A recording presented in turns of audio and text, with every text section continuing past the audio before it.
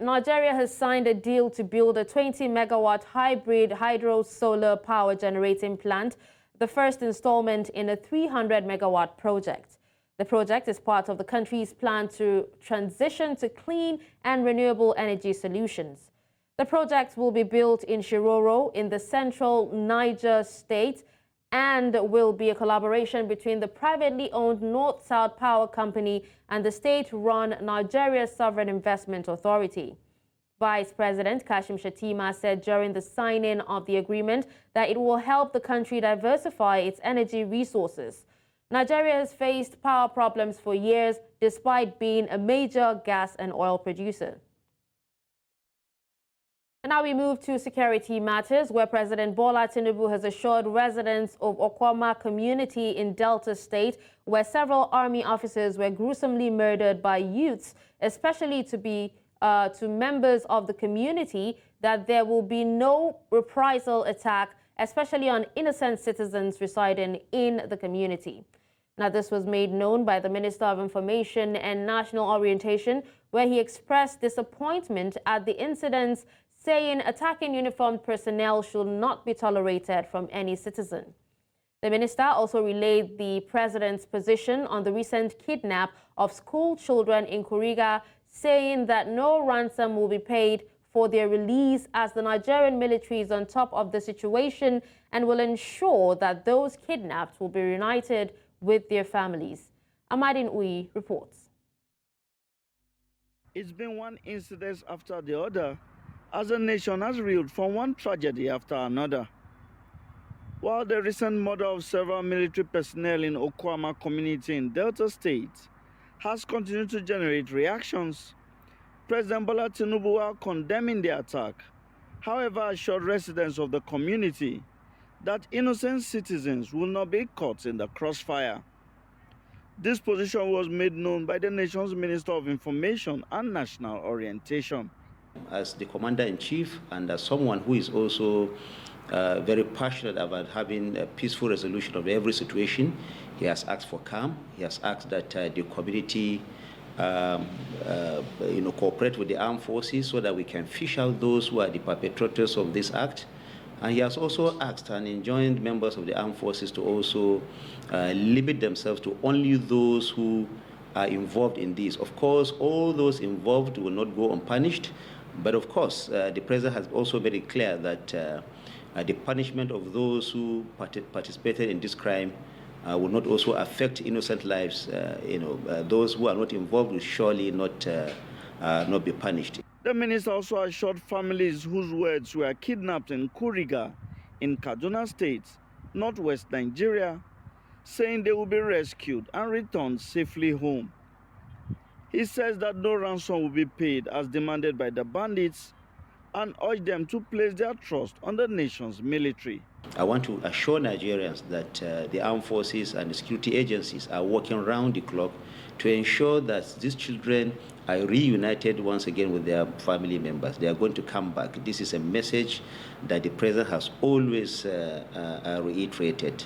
It is sad, it is unfortunate, it shouldn't have happened. It has happened. The armed forces are working around the clock. The government would not accept the payment of ransom in any way, form, or shape.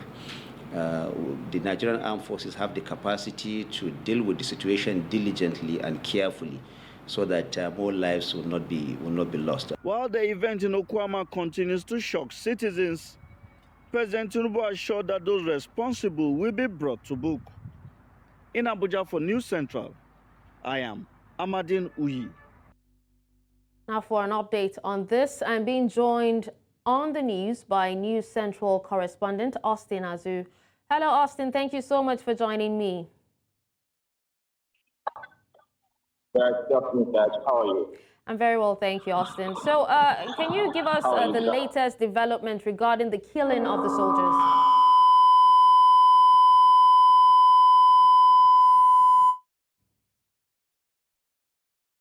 Time in the area, the security personnel has been much surveillance, and the place has been controlled for anyone to access the place at the moment. Also, they are rest assured that the security has been normalized in the community and the area. Meanwhile, in the neighboring communities so far, the security personnel are equally on the manhunt for those who are behind the dastardly art in Okoma community. And I think at the moment, no soul in Okoma at the moment, because all of them have decided to take to their heels.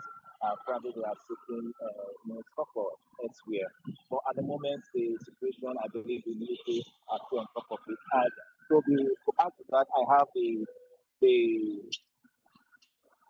the EA to the governor on communications and orientation, Dr. Fred Lattimore, who will be speaking to us on the latest from the government angle. So, Dr. Lattimore, let's meet you, sir. Yes, thank you. Good afternoon.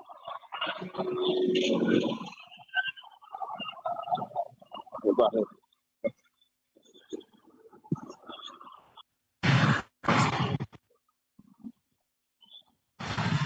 It's on the situation. Welcome back and thank you for staying with us. Now, the continuous attacks by bandits, including the recent abduction of school children in Kaduna State, located in Nigeria's northwestern region, has thrown residents into panic and fear. Some of them say government's unwillingness to negotiate with the bandits for the release of over 287 kidnapped children is further putting them and their families into an irredeemable loss.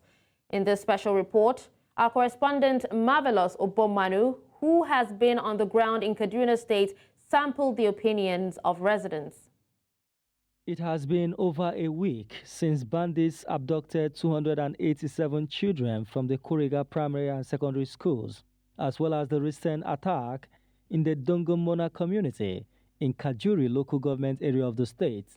The kidnappers, a few days after, have made a demand of 1 billion naira for the release of those held in their camp, giving a 20 days ultimatum for the payment of ransom. However, Nigeria's government has been firm on its stance, saying it will not negotiate with the bandits, a response which is not going down well with some residents of the state. They should not wash their hands. I know they have the money, government have it. They can borrow money and do any other project. If they will borrow money for the sake of children, our own children, please, government should go to any length and do this for us. Please, not just being with your parents is a torture. Talk more of being in the hands of bandits. With the fear, seeing guns, children will see what they are not expected to see or know what they are not expected to know at this age of their lives. So I just pray that the government will look into this. Why is it difficult to go after these bandits? And funny enough, these bandits communicate with parents of these kids through the phone. So what's the use of the NIM that we did? It means that it's of no use and we are not safe in our own country. Even if the government don't want to negotiate with them, the parents of those children that they kidnap, they don't have those kind of money. It's very, very, very sad seeing your child in the bush and you don't have money to even try to bring the child out of the place. The mood here on the streets of Kaduna is that of uncertainty and anxiety. Residents are saying that government has lost touch on handling the issue of kidnapping and they are now living in palpable fear, not knowing when next these kidnappers can attack. They are calling on government to, as a matter of urgency, find a lasting solution so that the residents of Kaduna State can sleep with their two eyes closed. We are no longer safe in these states, especially our side here in Kariji, Chikun local government. We are no longer safe. At night, we cannot sleep because of bandits. We have to off lights, stay as if we are in a cage. In your own house, you can't live freely. The bandits made a demand of 1 billion naira. And funny enough, this kidnapping happened in the outskirts of Kaduna State, whereby they are low-income earners. So where are those parents going to see 1 billion naira to pay these bandits? The bandits are claiming they have relocated to faraway northern Zamfara state with their captives, and this has left many residents asking many questions. Some say the ability to storm the school with their motorbikes, whisking over 280 children with ease, is a question only security agencies can answer. In Kaduna State, for News Central, Marvelous Obomanu. Thank you, Marvelous, for that report. Now, the lower legislative chamber has urged all companies in Nigeria to inscribe Made in Nigeria on all domestic goods to boost local content patronage. Members of the House of Representatives asked the Federal Ministry of Industry, Trade and Investment to prevail on the Manufacturers Association of Nigeria to ensure compliance. The resolution followed a motion by Joseph Nwobasi Apga Ebonyi, who said while Nigeria is endowed with human and natural resources to support and propel a self-sustaining and production-based economy, numerous industrial activities have faced a decline due to government policies, inadequate infrastructure, and lack of a conducive business environment. And to further discuss this, I'm joined by Dr. Femi Egbeshola, National President, Small Business Owners of Nigeria. Good morning, Doctor. Thank you so much for joining me. Good morning, and thank you for having me. All right, so Doctor, how much of the decline in industrial activity can be attributed to a lack of demand for locally produced goods? Is it a demand issue or a supply issue or a combination of both? I think it's more of a demand issue. What we have is a demand issue, and it's been on for a number of years now, just that it is also getting worse. And this demand issue has multifaceted reasons for it. If you like, answering your question directly about how much, I think the deficit would be up to 25%. Yes, 25% according to our own research. Okay. Now, but Doctor, how can the government encourage more investment in local production, both from, foreign and domestic companies? Well, it's about government rejigging their policies. Government must do their policies in a way that will drive everybody, Nigerians particularly, to begin to patronize locally made products. And when you want to do this, government has to take the lead. Governments today buy most of their products outside the shores of the countries. We can continue to mention a number of items that have been bought by government in recent times that are imported products. So government must begin to also walk the talk by leading in purchasing locally made products. We have a law, the Procurement Act, that says that government must purchase 40% of locally made products. How well is government aligning with this policy? Beyond that, again, is the fact that government needs to begin to now sensitize the public about the need to patronize made in Nigeria products. I think Nigerians have developed a very big taste for imported products, and that has to change. And it will change with awareness, campaign, and change of mindset. An average Nigerian wants to begin to buy foreign products, and that must come to change at this time. Beyond that also is the fact that we also, who are manufacturers, must make our products and goods appealing to the public. We must make it affordable, the quality must be guaranteed, and at the same time, it must be reliable. If this is also done, you will discover that the Nigerians will begin to have more trust in locally made products, and that will also improve our sales and make us to become more competitive. I must say here that coming down to write made in Nigeria on goods is not a new development. It's part of the law of some of the regulatory agencies regulating manufacturers. For example, if you must manufacture any product under NAFDAC, it is a law that you must write in there that it is made in Nigeria. Definitely, we have some other sectors that does not come under this form of regulation, perhaps like footwears and the rest, that do not particularly write where the product is being made. Yes, this law may have certain effects on those sectors, but then there's every need for government to sensitize the SME sector. They must encourage the SME sector. One way to do that is to continue to address challenges that are facing ease of doing business. When SMEs grow and upscale, they'll be able to also improve in the quality and standard of their products. And when they do that, it will be attractive to the citizens. It will also be competitive with the global markets. All right, now, Doctor, you did say that, much of the decline in industrial activity is due to, a demand problem. And I know so many Nigerians, actually run away from made in Nigerian products. But do you think that a made in Nigeria branding can have a significant impact on the economy, or is it more of a symbolic gesture than a practical solution? Well, it can definitely have a great impact on the economy. Even as of now, statistics shows that locally made products contribute 50% to the country's GDP, and that's still very, very high. So it can be improved upon if all the indices are right, if you are able to encourage more of locally made products, if you are able to upscale more of locally made products. There are some products you will see locally that will be surprised that they are done here in Nigeria. Wonderful, beautiful product that can compete anywhere in the world, but patronage becomes the issue at the end of the day. We need to continue to reflect more on how we can encourage and grow this particular sector. It's a good thing that the House of Assembly is now seeing need to emphasize more on this. And we expect that the emphasis should not be just a talk shop, but making it real, making it workable by leading the action, by making sure that there are regulatory agencies for this again beyond just manufacturing. There are also organizations or committee or institutions that will be able to evaluate the impact of this over time when we begin to have it as a law in Nigeria. All right, now let's talk about the role corruption plays in the challenges facing domestic production in Nigeria.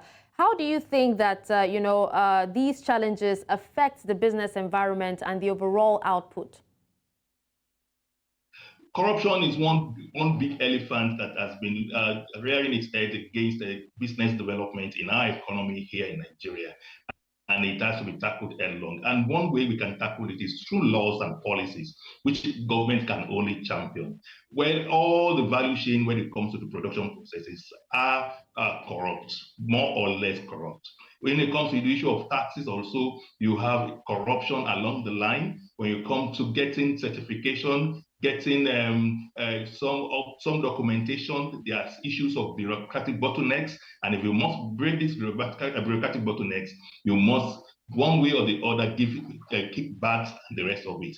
This mitigates against production, it mitigates against growth of business, and it has to be addressed. Government needs to find a way to begin to address it so that businesses can grow, and it is when businesses grow, more locally product will be produced, and we will have enough. Because at the moment also, you will also discover that people are scared of production because when they produce, they are afraid of who will buy it from them and at a reasonable price for that matter. So and that's why we in our association has always been advocating that there is need to promote locally made products. There is need for government to be intentional about it, and there's need to remove all the bottlenecks along the line. One major bottleneck is the issue of corruption. If corruption is reduced, you will discover that a lot of activities will begin to upscale. One of it is the production of locally made products.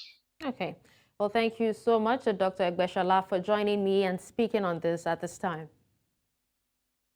Thank you very much once again. Now, moving away from that, the Jos Metropolitan Development Board has impounded indiscriminately parked vehicles and heavy equipment on government roads within Jos, the capital of Plateau State, north-central Nigeria. This operation followed non-compliance of some members of the public after a series of warnings and sensitizations for owners of such equipment to get them removed. News Central's Chizoba Nyongwe now completes the report. Sensitization for this operation began in September last year. It was a call for owners of such erring vehicles and heavy equipment to get them out of the way to allow for the congestion of roads across the city center. Despite the intentions of government to give and maintain a facelift for the capital city, there was heavy traffic along all the routes where the operation took place, especially at the popular First Gate Dadinkowa area of Jos. The Government Enforcement Task Force, made up of officials of the JMDB, FRSC, the Nigeria Police, the NDLEA, VIO, and the NURTW, said there's no going back on this exercise. We're not going to allow people to behave anyhow. This is not a banana republic. We will not allow rascality of epidemic proportion to continue to fester. This is Plateau State. We must make our state beautiful. Illegal parking left, right, and center. You know, people selling cars, advertising cars on government roads. These roads are not meant for, if you want to own a car stand, you can buy a space or rent, or government can even lease. But these are government roads. Plateau people should enjoy 100% access to these roads. We had taken all our complaints, had all the stakeholder engagements, and we have submitted it to His Excellency, which gave birth to the executive order, and we're going to enforce it to the full. The fact that this exercise will ease traffic and put an end to some social vices in those areas seem to have made it a welcome development. 2 of my cars is involved. But what really happened is that I know the government is doing a good work. They are doing a good work. The way they remove the cars, even me too, I'm happy about it. It's only that it's our carelessness that caused this problem for me. This has been causing a series of accidents, and apart from that, you'll be seeing different kind of people, youths, who always be close to those vehicles, and at most times they are into drugs. The sum of 500,000 naira is the fine for each of these dozens of impounded vehicles now parked at the VIO office. As early as 6 o'clock this morning, major actors in this field gathered here to move away illegally parked vehicles and to make sure they do not continue doing the same act. Sustainability of this action or this exercise is what matters. In Jos for News Central, Chizoba Anyowe. Thank you for staying with us. The disruption to global supply chains from Houthi attacks on Red Sea shipping could drive up inflation and raise the prices of essential commodities such as oil and gas, posing problems for import-dependent African countries with a large trade deficit. Countries like Egypt, Ghana, Ethiopia and Nigeria are already struggling with rising prices and Nigeria's food scarcity. These attacks have prompted many of the world's largest freight companies to avoid passing through the Red Sea and Suez Canal, prompting them to reroute their ships around the Cape of Good Hope. These reroutes, caused by the global disruptions, hurt trade. Now, it has also become a source of worry as it impacts the shipping business in Africa. The United Nations Conference on Trade and Development says trade through the Suez Canal has decreased by 42% over the last 3 months, and the cost of shipping has skyrocketed. Therefore, the Nigerian government needs to take a comprehensive and multifaceted approach to address the challenges posed by these disruptions in global shipping routes, which have serious economic, security, and environmental implications. Areas to explore include adopting close collaboration with the private sector and international partners to effectively mitigate the impact. Now, joining us now is Dr. Obiora Madu, chairman of Multi-Mix Group, to look at the impact of trade disruptions on shipping in Africa, delays in the supply chain, and looming food crisis. Good afternoon, sir. Thank you so much for joining me. Thank you for having me. All right, now trade disruptions are likely to continue throughout 2024, and in turn, adding to the supply chain challenges and also higher inflationary pressures. What should be done to mitigate its impact? Well, the trade disruption caused by the crisis in the Red Sea, the blockage of Suez Canal, has affected global trade.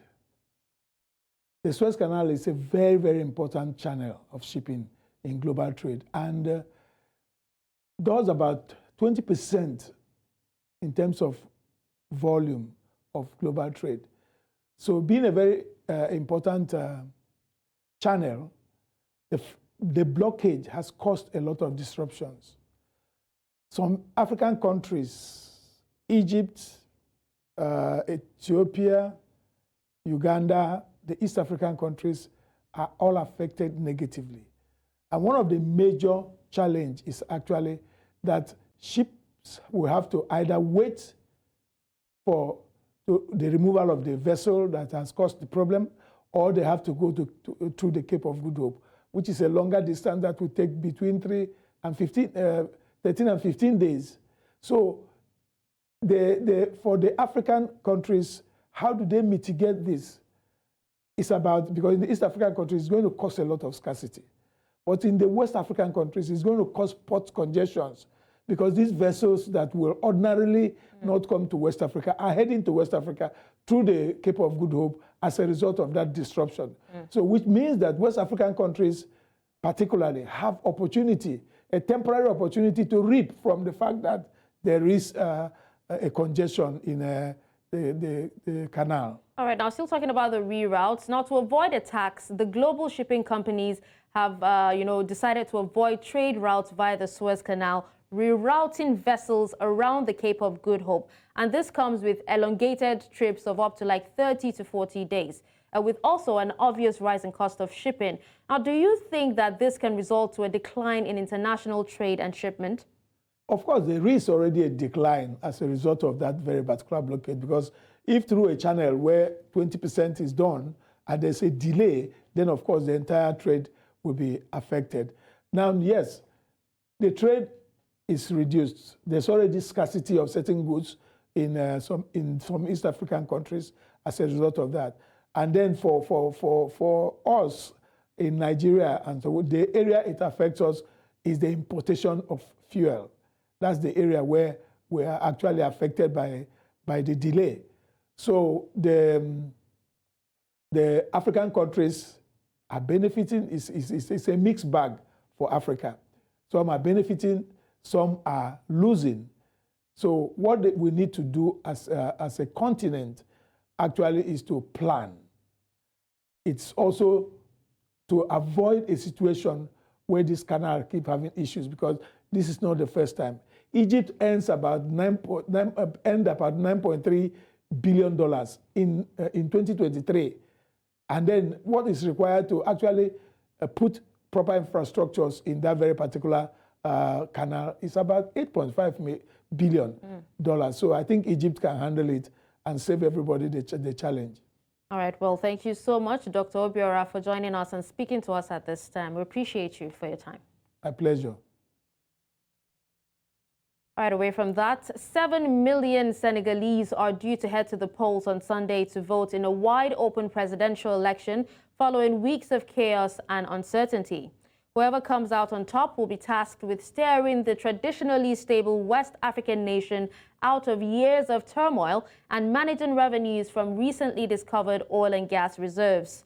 The 18 men and 1 woman have until Friday to finish a raucous 2-week campaigning period, which was dramatically shortened after a last-minute change to the election date. The election race was also fired up by a rapidly passed amnesty law that led last week to the release from prison of Bassirou Diomaye Faye and the charismatic Ousmane Sonko, figureheads of the anti-establishment opposition. In the meantime, Senegal's President Macky Sall says he has no regrets for his attempts to postpone elections that were due to be held last month, sparking deadly protests in the country. He says the decision to delay the vote was not taken unilaterally, but was due to electoral concerns raised by members of parliament. His plans to delay the polls, which led to violent clashes and political tension across the country, were eventually overturned by the court. The elections are due to be held on Sunday after a failed bid to push them to December. Critics had accused the president of trying to extend his stay in power, but Sall insists that he will not stay a day longer, even if Sunday's vote presents no outright winner. And now let's move to South Africa, where President Cyril Ramaphosa has acknowledged that the country still lags behind in upholding the constitution. However, there is still progress to be made. He said the government has made strides in advancing human rights since the dawn of democracy and also shown its commitment to the rule of law and to the protection of human rights. Ramaphosa was speaking at the National Conference on 30 Years of Human Rights, where he outlined legislation that has been passed in support of the Constitution. South Africa is hosting a 3-day National Human Rights Conference to assess the institutions that are meant to uphold constitutional democracy. Bongani Siziba gives us the story. In a world where the fight for human rights continues to be a pressing issue, leaders are gathered here to discuss the importance of upholding these fundamental rights, shed light on the significance of human rights and the Constitution. Human rights are the basic rights that all human beings should have. Human rights embody the key values of our society, such as equality, dignity, fairness, and they also define our nationhood. Ramaphosa also reaffirmed the government's commitment to upholding human rights. We have put in place the Promotion of Access to Information Act, which gives effect to Section 32 of the Constitution, the Promotion of Administrative Justice Act, which gives effect to Section 33, and the Promotion of Equality and Promotion and Prevention of Unfair Discrimination Act, which gives effect to Section 9. To give effect to Section 9(2) of the Constitution relating to the measures of redress for previously disadvantaged people in our country, we passed the Employment Equity Act. We also passed the Broad-Based Black Economic Empowerment Act and other such legislation to promote equality, full equality when it comes to opportunities, the economy, and many other areas that affect the lives of South Africans. We do not want to see the next 30 years not having been empowered as young people. 30 years from now, An intense dialogue but necessary as they seek to ensure the rights of all individuals are respected and protected, questioning the status quo and challenging the existing narrative surrounding human rights in South Africa. The justice system hasn't done much because there are many cases that are still pending. There are many cases that they have emotionally drained people, but they are still pending. While or not, you see your litigant every day going up and down while you are being abused. The South African Constitution was signed into law 28 years ago, and the Ministry of Justice says it continues towards building a culture of human rights globally, which is a moral obligation as a country emerging from such a bitter past.